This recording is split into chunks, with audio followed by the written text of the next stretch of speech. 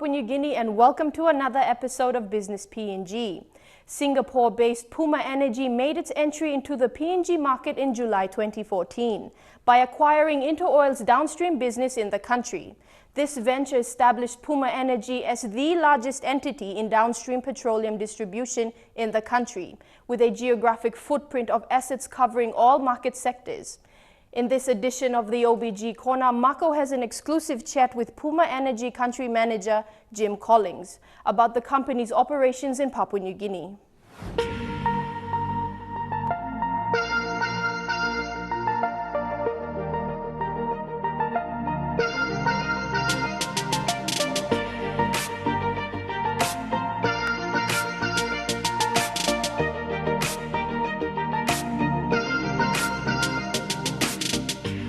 Seen from across the bay, the Napa Napa refinery does not look that impressive. Just some white dots in the distance scattered on the foot of a hill. But upon entering its gates, one gets a sense of the magnitude of this infrastructure, which constitutes an essential part of the PNG economy. After being nearly dormant under the former InterOil administration, which seemed more interested in tapping on its upstream activities instead, Puma Energy has recently acquired this vital asset. Today we will be hearing from the people who is running the refinery on the ground, but also from Jim Collings, the country manager from New Zealand, who has a very ambitious plan of turning Puma simply into the best company in PNG, starting from its headquarters, which is setting a new standard when it comes to creative and effective working environment. Hi guys. Our previous environment, the previous office, we were about 130 people working in an environment for maybe about 80. Now that's an unhealthy situation. It's a much more healthy situation that we're in now. Yeah. In fact, we have seen levels of health-related absenteeism drop. Would you say also it has something to do with the productivity as well? So definitely it gives greater productivity, and what you'll see in a moment is what helps create some of that. So this area here that we're about to walk into is really the hub of our national performance. So it brings every division together in a very open, transparent environment. So that improves productivity between each other. So before, people would be sitting all around different offices sending emails to each other. Now I can get up, I can walk over, and I can have a discussion, a meaningful discussion, which is much more productive than what we had previously. Make cross-border teamwork in our business, in a supply chain sense. That's absolutely critical, because if the left hand doesn't know what the right hand's doing, we break down very, very quickly. So basically, this is also specifically for your industry, it's even more convenient. Absolutely. Because you depend on that so much, the supply chain and all. Absolutely. Yeah. So it's really cool. But on top of that, we have to, it's got to be functional, which it is. So you'll notice the spaces that we've provided our people are actually slightly bigger than what you normally get in an office area. It also forces people to be a little bit more conscious of their neighbours as well. Yeah, exactly. So you can't have a lot of stuff flowing over to each other. But certainly the feedback that I've had from the team is that it's productive, it's a happier place to be, it's more communicative, and it just feels more professional. Also, we're going to make sure that people are looked after, yeah? And we're going to have actually a coffee. Why don't we have a coffee, yeah? What sort of coffee would you like? Whatever you're having. I'll make you a great coffee. So, of course, this is PNG coffee. We wouldn't put anything else in here.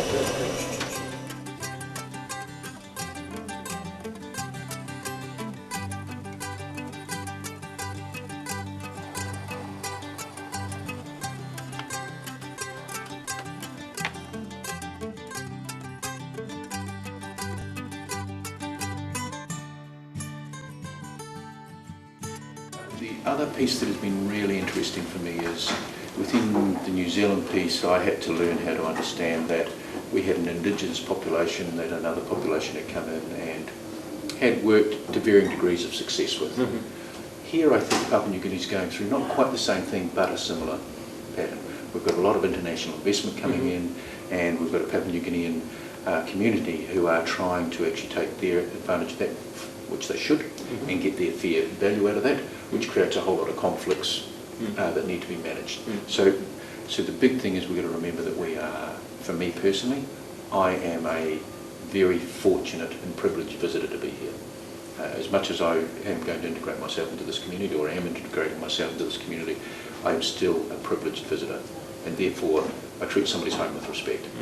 That's a smart way. So, and that to me is typical with my own culture back in New Zealand. So that's the secret then. I think it's one of them. I think it's one of them. I think the other thing that is for me... So coffee turned out to be great, and so was the conversation with Jim, whose understanding of PNG seemed to be far greater than the average expatriate, including myself. But it was time now to talk a bit more in depth about Puma and the petrochemical industry in general, with some pressing questions that on the long run could affect the average person in PNG.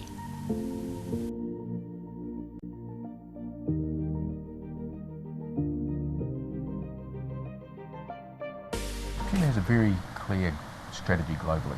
We go into markets that are fast growing, that have huge potential in them, tend to be resources based, and they are areas where we can make a real difference.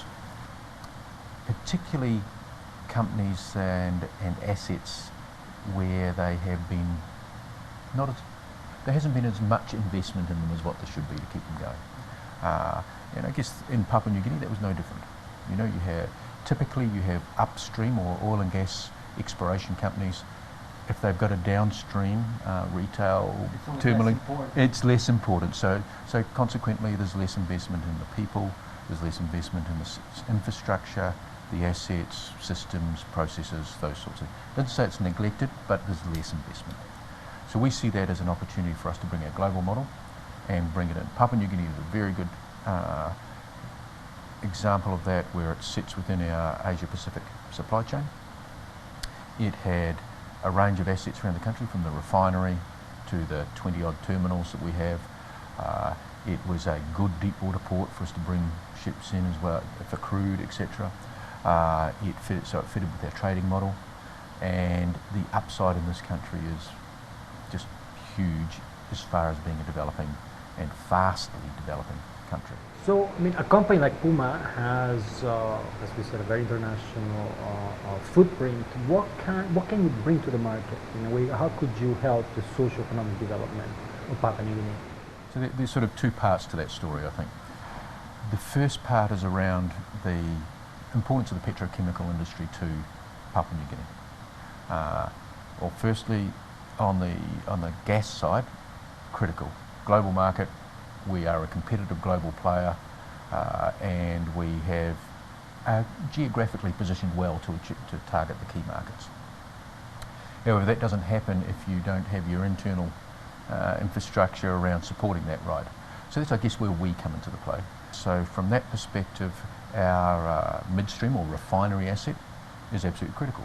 It takes local crude, turns it into products which we can supply locally. And there's opportunities for us to expand that and take that as an export into the rest of the Pacific region. Right? So it's got both local economy growth and also export opportunities to it. You then look at the assets around the country, the terminals, we have to make them more productive.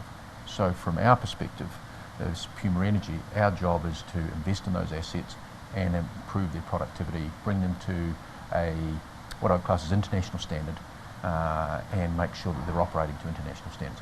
Why? Because that directly impacts the competitivity of Papua New Guinea as a commercial nation. If you take it to the next stage, which is around the socio-economic factors, really critical that we don't underestimate where that flows through to. So the petrochemical industry here has invested quite heavily in jobs. So infrastructure, building, construction, but also the jobs that run that industry, because it's a highly technical industry. So what we've seen over time, and we'll continue to see, is an upskilling. So you've got higher skilled jobs, which pay more money, which require learning and investment in that learning, and that starts to lift the nation with it. It's also an industry that for every job directly employed, you create a whole lot of others. So for our business itself, so Puma Energy, for every employee we have, which we've got roughly 750 at the moment, we create probably 6 to 8 jobs in the community. So it has a very big knock-on effect from the wealth of the community. The investment we put into our training and development within our business is huge, and it's been critical as well. So we now have a number of people who are operating at probably an operations level, who are now taking over highly skilled, highly technical operators roles in our refinery. They keep that kit running, as well as other technical specialist roles that we've got. So we're seeing a very, very strong upskilling there. That encourages people to aim for something higher as well. Our graduates, who we've just been taking through and integrating into our business, we are using their university learned skills and now turning them into practical capability in the business. They'll be our leaders of the future. So we're already investing into the future for that. And that's typical across the petrochemical industry. And I would say in the other resource sectors as well. But this is a catalyst for people to strive for more as well. But fundamentally, I think we talk about socio-economic, and we tend to look at the traditional measures of GDP growth, life expectancy, literacy. Those will come. But for me, and I think for Puma Energy, we see some more fundamental outcomes. There's such as, there's going to be a personal pride element that comes into it. So as people see the opportunities and see people grasping the opportunities, there's a personal pride that actually takes the whole country to another level. It's a can-do. We can be something that is pretty special. We're special in our own right now as Papua New Guinea, but we can be even more special. There's social impacts around what people will accept. So, and there I'm talking more fundamentals around the physical abuse that happens in country, and how the change of mindsets can actually impact that as well. People don't need to accept violence. They don't need to accept the lack of security. They don't need to accept their position as of today.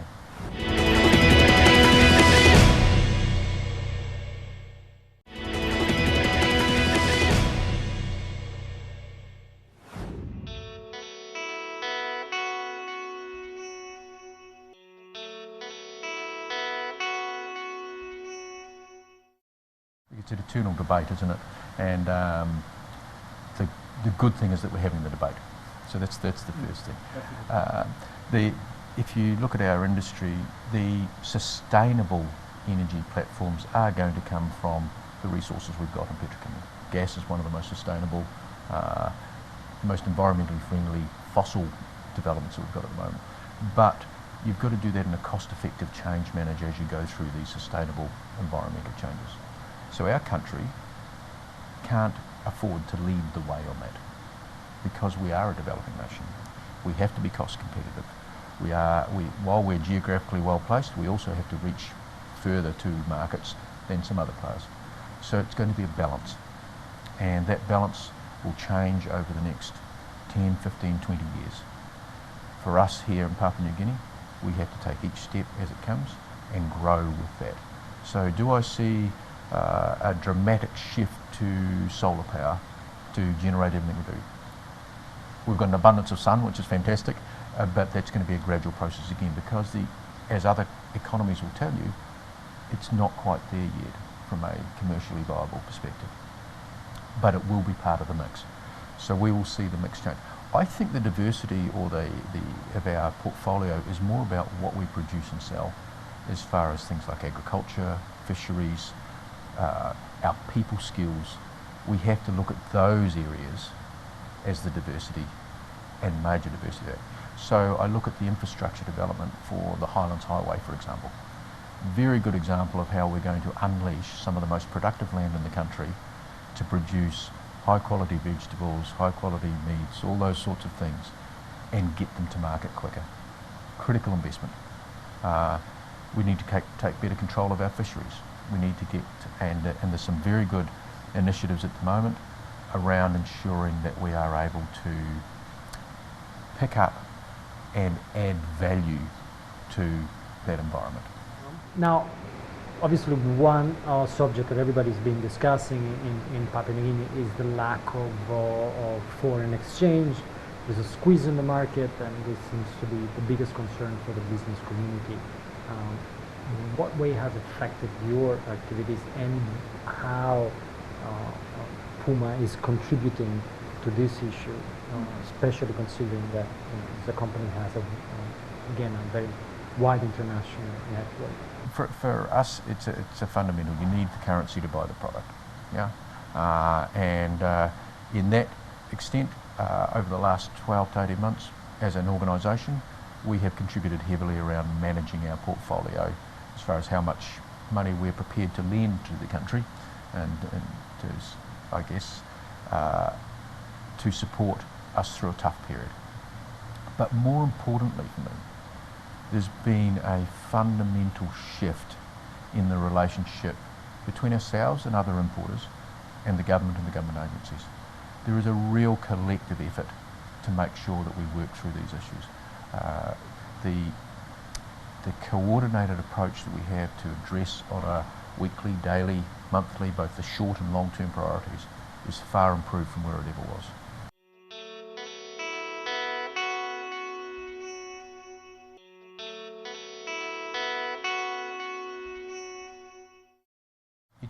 We're going to be in a tight situation for a continued period. Next 12 to 18 months, I think it's going to continue to be something that we're going to have to work on. There are a number of interventions that we've come up with collectively, which will help us guide and ease our way through that. And that's important. So, is it going to be all smooth sailing? Absolutely not. But do I have absolute confidence that we'll find our way through any of the hiccups? Yes. We've come across these situations in Africa and South America, and some of them are struggling with those exact same issues right now. So I think that has helped the dialogue with the government, because they're not alone. They're reaching out to their international counterparts, we're reaching out through our international organisation, and between us we're coming back with what will and won't work. I suppose that's also the importance of an international company like yours operating in the market. It's like, guys, don't feel that this is unique. It's happening somewhere else. We've been through this. There is a way out of that. We're not facing a wall, because I think there is a moment we experience that the community here feels really there is no more oxygen, and that they just don't see any way out. But to know that this is not unique to Papua New Guinea could help. Yes, and that's very clear. It isn't unique, and I think that collective world wisdom. We're a small world now. Where previously we would have been operating in isolation. And the previous owners of this company here, our company here, would have been operating in a lot more isolation than what we are. So now with the Puma Energy global expertise, that brings a lot of capability and very simple access to some of that. So it's easy for me to ring up and say to my counterpart in Africa or my counterpart in South America, you've struck this, what do you do? And then we can make some decisions whether that's applicable here, needs to be adapted here, or doesn't work. Sure. Correct. Yeah.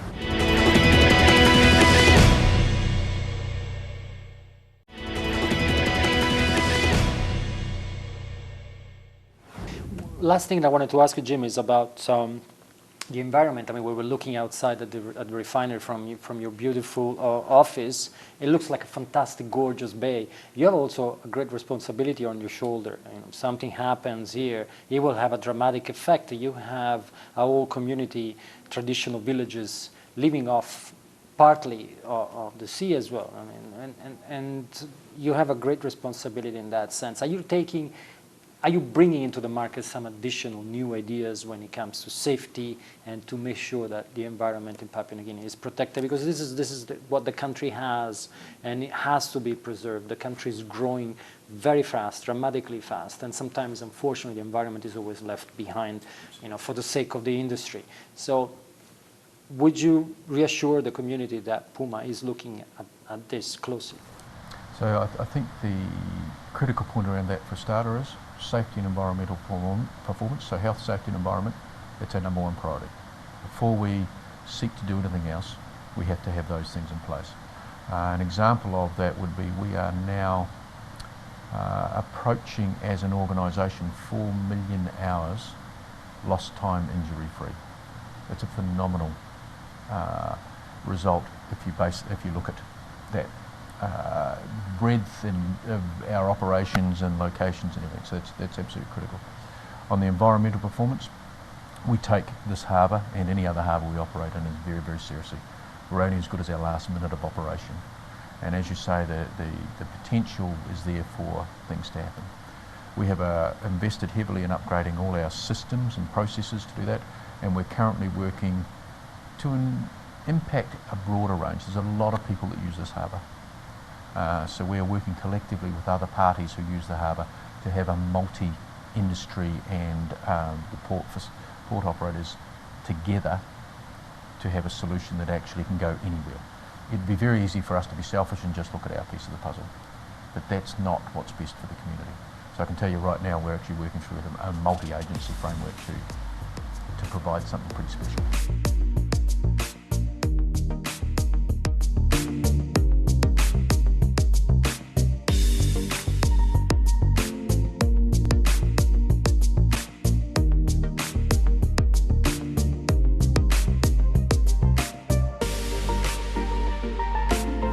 That's all from us tonight. For more business news, or if you would like to view this episode again, visit EMTV online at the URL at the bottom of the screen.